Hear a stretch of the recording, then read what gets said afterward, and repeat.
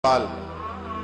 कुछ लोग ना जी कहते हैं डॉक्टर इकबाल ने दाढ़ी क्यों नहीं रखी थी, तो ये गलती की अल्लामा इकबाल ने, रखनी चाहिए थी उन्हें। नाराज हो गए आप लोग, जो जिसकी गलती है वो उसकी ये गलती हो गई उनसे, उन्होंने नहीं ठीक किया। अब इकबाल के दाढ़ी ना रखने से क्या सुन्नत की मुखालफत पर उसे डिग्री दी जाएगी? वो मैं ही क्यों ना हूं, जो काम खिलाफ सुन्नत है वो बहरहाल।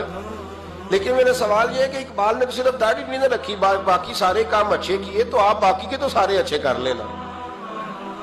इकबाल ने जो काम किया, जो दीन का दर्द दिया, जो पैगाम दिया, जो जद्दोजहद की, उसको तो समझ लो ना।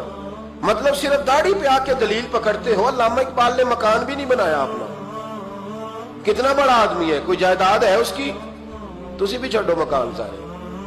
इकबाल वो देखे ना, बाबे बुल्ले शाह की लोग मिसाल दे देंगे, बाबा साहब मजजूब आदमी थे, तो बाबा साहब के हिस्से में तो कई मरबे जमीन आती थी, वो भी उन्होंने नहीं ली। हमारा मलंग रोटी का उसको पता है, नोटों का भी पता है कि 5000 वाला कौन सा है, 100 वाला कौन सा है, बाकी टाइम वो बाबा बुल्ले शाह बन जाता है। ये कौन सा स्टाइल है कि मर्जी की चीज आई तो काबू कर ली?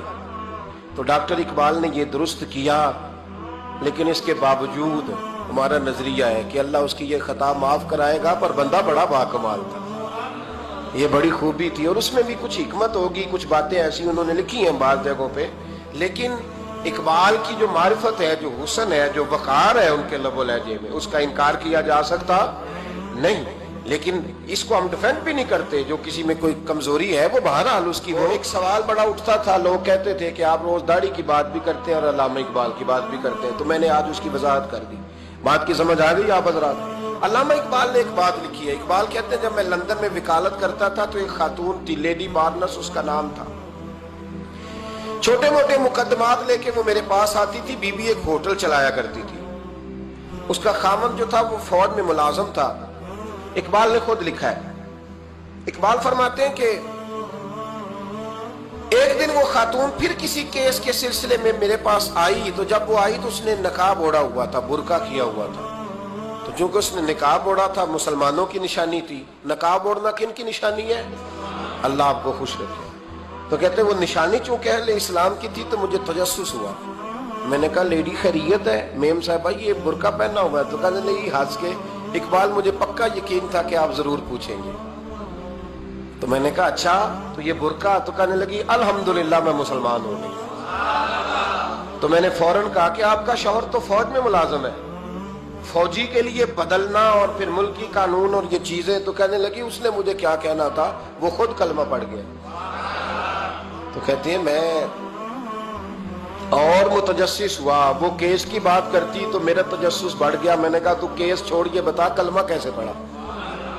तो कहने लगी इकबाल असल बात यह है कि मैं ना बे औलाद थी, खामद भी बड़े अच्छे पैसे कमाता, मैं खुद भी होटल चलाती, पर डिप्रेशन और टेंशन और बिला वजह की परेशानियां जान नहीं छोड़। ये टेंशन और डिप्रेशन का ना मुझे अरबी तर्जुमा कोई नहीं मिला। ये डिप्रेशन और टेंशन का ना मैंने तलाश किया है, लेकिन मुझे अरबी लुगत के अंदर इनके मानी, मुझे लगता है कि उस जमाने में ये चीजें थी ही नहीं, होती तो इनका कोई नाम भी, ये आज है ना तो इसलिए आज के जमाने में ही नाम है मुफ्त का, मुफ्त की परेशानी। तो कहती है मुझे टेंशन और डिप्रेशन रहती थी हर वक्त, बड़ी मैं परेशान रहती थी। मेरे साथ एक अजीब वाकया हुआ कि मेरे होटल में ना एक बाबा जी बर्तन मांजते थे, बूढ़े आदमी थे, 70 साल के करीब उम्र थी।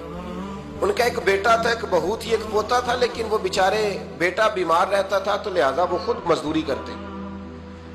कहते हैं एक दिन वो बाबा जी मेरे पास आए, कहने लगे मेम साहबा 2-4 दिन की छुट्टी चाहिए। तो मैंने कहा खैरियत है? कहने लगे मैडम मेरा बेटा फौत हो गया। बेटा, आपको पता है बाप का जनाजा पढ़ना आसान है, बेटे का जनाजा उठाना बड़ा मुश्किल काम। कहती है मैं कुछ लिख रही थी, मेरे हाथ से कलम गिर गया, मैंने खुद गाड़ी भेजी, बाबा जी गांव चले गए जहां वो रहते थे। कहती 2-3 दिन के बाद मैं और मेरा शौहर गए, तो रास्ते में हम बातें कर रहे थे कि क्या ताजियत करेंगे, एक ही बेटा था, कोई रिश्तेदार भी नहीं, तो उसकी तो कायनात उजड़ गई, किन लफ्जों से उसे ताजियत क्या कहेंगे। कहते जब हम गए तो वो टूटी हुई चटाई पे बैठा था,